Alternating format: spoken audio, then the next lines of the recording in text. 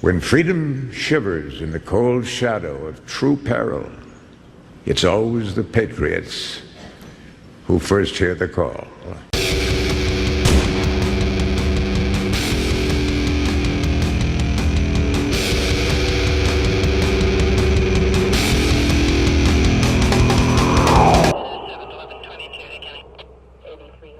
From my cold, dead hands. If the president wants to come up to me and tell me to my face that it was a terrible tragedy and how it should never have happened, and maintain telling us how nothing is going to be done about it, I'm going to happily ask him how much money he received from the National Rifle Association. The almighty NRA is a force too powerful to overcome. An organization who basically runs this country. Gun laws would easily be passed if it wasn't for the goddamn unstoppable NRA. And to all the politicians who fill their pockets with this dirty money, there is blood on your hands. How many more children have to lose their lives? We have done all of the time-consuming research and crunched all the numbers. So first off, you're welcome. But more importantly, there's no need to look any further into this topic. In this fast-paced world, who has the time for boring, tedious research? So sit back and know we wouldn't lie about such a thing.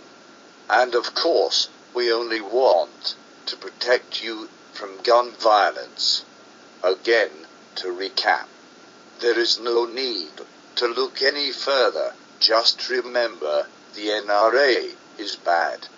But we are good, and we are on your side. I feel you don't quite understand just how powerful this organization is. I'm going to show you the evidence we have collected.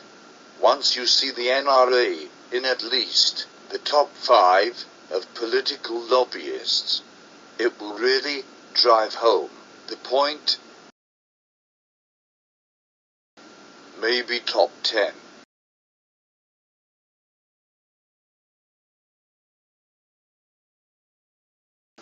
Top 20.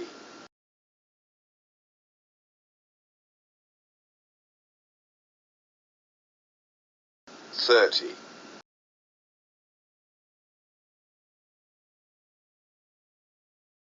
Crap. $40.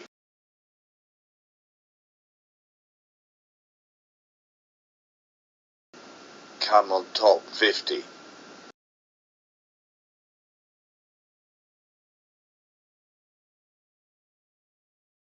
Well, shit. This looks bad. Now I know it shows here that the AARP, Coca-Cola, UPS, T-Mobile, and FedEx spent more than the NRA. But it would be silly to assume that the AARP have a more powerful influence in Washington than the deplorable monster we've created. How we doing, America? Everyone okay with that? Yeah, I think the thing is to ask ourselves what has changed, because your point is well taken. If gun ownership itself has not changed, and if in fact it's not, there are more gun restrictions now. There are more rules about who can or can't own a gun or how a gun might be acquired than there were 50 and 100 years ago. And yet 50 and 100 years ago, children did not slaughter other children at school. What has changed? It isn't the gun. So something culturally has changed, and I would submit that we have become significantly desensitized to death and to violence. And we are training children, whether we intend to or not, whether it's anyone's desire or not, through video games, through movies, through musical lyrics, through television shows, increasingly during prime time even. The amount of violence is increasingly realistic, increasingly graphic.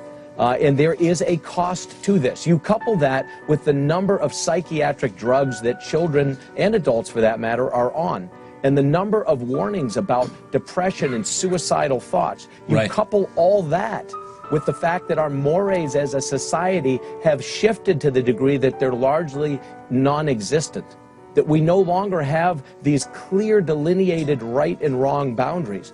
What happens at home has a profound impact on what your children do out there. Too many children don't have the blessings of having a stable environment at home. And we have to look at what has changed in society and not have a knee-jerk response that another rule and another regulation is the answer. When loss of liberty is looming, as it is now, the siren sounds first in the hearts of freedom's vanguard.